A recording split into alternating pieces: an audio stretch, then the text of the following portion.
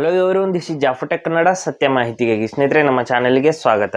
ಸ್ನೇಹಿತರೆ, ನಿಮಗೆ ಯಾವುದಾದ್ರೂ ಕಂಪ್ನಿ ಕಡೆಯಿಂದ ಇಮೇಲ್ಗಳು ತುಂಬ ಬರ್ತಾ ಇದೆ, ಪದೇ ಬರ್ತಾ ಇದೆ, ಬಂದ್ಬಿಟ್ಟು ಕಿರಿಕಿರಿ ಆಗ್ತಾ ಇದೆ ಅಂದರೆ ಅದನ್ನು ನಾವು ಯಾವ ರೀತಿ ತಡಿಬಹುದು ಅಂತ ಚರ್ಚೆ ಮಾಡೋಣ.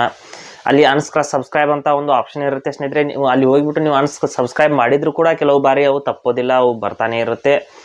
ಅಂತ ಒಂದು ಕಂಡೀಷನಲ್ಲಿ ನಾವು ಯಾವ ರೀತಿ ಅವುಗಳಿಂದ ಮುಕ್ತಿ ಪಡ್ಕೋಬಹುದು ಅಂತ ಸಂಪೂರ್ಣ ಇವತ್ತು ಚರ್ಚೆ ಮಾಡೋಣ.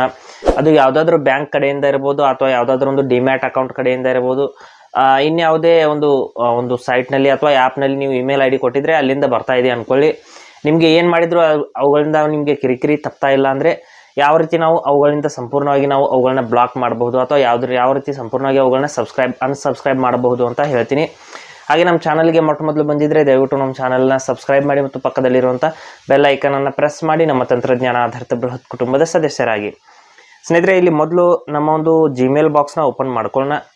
ಜಿಮೇಲ್ ಇನ್ಬಾಕ್ಸ್ನ ಓಪನ್ ಮಾಡಿಬಿಟ್ಟು ಅಲ್ಲಿ ಯಾವ ರೀತಿ ಪ್ರೋಸೆಸ್ ಇರುತ್ತೆ, ನಾವು ಯಾವ ರೀತಿ ನಾವು ಅನ್ಸಬ್ಸ್ಕ್ರೈಬ್ ಮಾಡಬೇಕು ಅಥವಾ ಯಾವ ರೀತಿ ನಾವು ಅವುಗಳನ್ನ ಬ್ಲಾಕ್ ಮಾಡಬೇಕು ಅಂತ ಇಲ್ಲಿ ಹೇಳ್ತೀನಿ. ಇಲ್ಲಿ ನೋಡಿ, ನನ್ನ ಫೋನಲ್ಲಿ ಇಲ್ಲಿ ಕೆಲವೊಂದಿಷ್ಟು ಇಮೇಲ್ಸ್ಗಳು ಪದೇ ಬರ್ತಾ ಇರುತ್ತೆ. ಇಲ್ಲಿ ತೋರಿಸ್ತೀನಿ ನೋಡಿ, ಕೆಳಗಡೆಗೆ ಇಲ್ಲಿದೆ ನೋಡಿ ಏಂಜಲ್ 1 ಅಂತ. ಇದರ ಒಂದು ಇಮೇಲ್ಸ್ಗಳ ಕಿರಿಕಿರಿ ಅಂತೂ ತುಂಬಾ ಆಗಿದೆ. ಹಾಗೆ ಇಲ್ಲಿ ಕೆಳಗಡೆ ನೋಡ್ಬೋದು, ಇಲ್ಲಿ ಬೇರೆ ಕಂಪನಿ ಕಡೆಯಿಂದ ಇಮೇಲ್ಸ್ಗಳು ಬೇರೆ ಆ್ಯಪ್ ಕಡೆಯಿಂದ ಬರ್ತಾ ಇರುತ್ತೆ.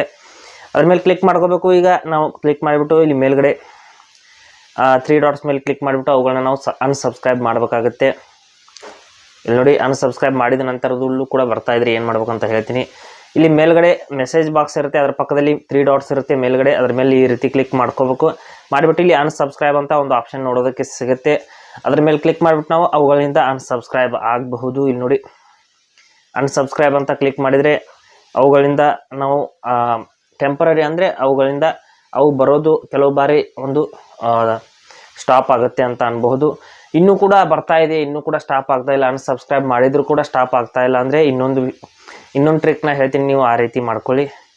ಇಲ್ಲಿ ಮೇಲ್ಗಡೆ ಇರುವಂಥ 3 ಡಾಟ್ಸ್ನ ಬದಲಾಗಿ ಇಲ್ಲಿ ಕೆಳಗಡೆ ಈ ಒಂದು ಏರೋ ಮಾರ್ಕ್ ಏನಿದೆ ಇದರ ಒಂದು ನಿಮಿಷ ಇಲ್ಲಿ ನೋಡಿ, ಈ ಒಂದು ಇಲ್ಲಿ ಮೇಲ್ನ ನಾನು ಓಪನ್ ಮಾಡ್ತೀನಿ. ನಾನು ಎರಡನೇ ವಿಧಾನದಲ್ಲಿ ಈ ಒಂದು ಏರೋ ಮಾರ್ಕ್ ಪಕ್ಕದಲ್ಲಿ ಏನು 3 ಡಾಟ್ಸ್ ಕಾಣ್ತಾ ಇದೆ, 3 ಚುಕ್ಕಿಗಳು, ಅದರ ಮೇಲೆ ನಾವು ಕ್ಲಿಕ್ ಮಾಡ್ಕೋಬೇಕಾಗುತ್ತೆ. ಮಾಡಿಬಿಟ್ಟು ಇಲ್ಲಿ ಕೆಳಗಡೆ ಬ್ಲಾಕ್ ಯೂಸರ್ ಅಂತ ಒಂದು ಆಪ್ಷನ್ ಇರುತ್ತೆ ಸ್ನೇಹಿತರೆ, ಬ್ಲಾಕ್ ಯೂಸರ್ ಅಂತ. ಅದ್ರ ಮೇಲೆ ನೀವು ಕ್ಲಿಕ್ ಮಾಡ್ಕೋಬೇಕು. ಯಾವ ಕಂಪನಿ ಕಡೆಯಿಂದ ಇಮೇಲ್ ಬರ್ತಾ ಇದೆ, ಪ್ರತಿಯೊಂದು ಒಂದು ಕಂಪನಿಯ ಇಮೇಲ್ನಲ್ಲಿ ಹೋಗ್ಬಿಟ್ಟು ಯಾವುದಾದ್ರೂ ಒಂದು ಮೇಲ್ನಲ್ಲಿ ಹೋಗ್ಬಿಟ್ಟು ನೀವು ಈ ರೀತಿ ಬ್ಲಾಕ್ ಮಾಡಿದರೆ ನಿಮಗೆ ಆ ಕಂಪನಿ ಕಡೆಯಿಂದ ಮರಳಿ ಇಮೇಲ್ ಬರೋದೇ ಇಲ್ಲ ಸ್ನೇಹಿತರೆ, ಸಂಪೂರ್ಣವಾಗಿ ಬ್ಲಾಕ್ ಆಗುತ್ತೆ. ಅನ್ಸಬ್ಸ್ಕ್ರೈಬ್ ಮಾಡ್ಕೊಳ್ಳಿ ಅಥವಾ ಸ್ಟಾಪ್ ಆಗದೆ ಹೋದರೆ ಬ್ಲಾಕ್ ಮಾಡ್ಕೊಳ್ಳಿ. ಈ ಎರಡು ವಿಧಾನದಲ್ಲಿ ನೀವು ಯಾವುದೇ ಒಂದು ಕಂಪನಿಯ ಇಮೇಲ್ ಅಥವಾ ಯಾವುದೇ ಆ್ಯಪ್ನಿಂದ ಇಮೇಲ್ ಬರ್ತಾ ಇದೆ ಅಂದರೆ ಅವುಗಳಿಂದ ನೀವು ಮುಕ್ತಿನ ಪಡ್ಕೋಬಹುದು. ಹಾಗೆ ಸ್ನೇಹಿತರೆ, ಕೊಟ್ಟರು ಮಾಹಿತಿ ಸಂಪೂರ್ಣ ಮತ್ತು ನಿರೂಪಣೆ ಮಾಡಿದೆ, ಶೈಲಿ ಉತ್ತಮ ಅಂತ ಅನಿಸಿದರೆ ವಿಡಿಯೋನ ಲೈಕ್ ಮಾಡಿ ಮತ್ತು ನಿಮ್ಮ ಸ್ನೇಹಿತರಿಗೂ ಕೂಡ ಶೇರ್ ಮಾಡಿ. ಹಾಗೆ ಇದ್ರ ಬಗ್ಗೆ ಸಮಸ್ಯೆಗಳು ಡೌಟ್ಗಳಿದ್ರೆ ಕಮೆಂಟಲ್ಲಿ ಅವಶ್ಯವಾಗಿ ತಿಳಿಸಿ. ಮುಂದಿನ ವಿಡಿಯೋದಲ್ಲಿ ಮತ್ತೊಂದು ಹೊಸ ವಿಷಯದೊಂದಿಗೆ ಇದೇ ರೀತಿ ಮುಂದೆ ಬರ್ತೀವಿ. ಅಲ್ಲಿವರೆಗೂ ಟೇಕ್ ಕೇರ್.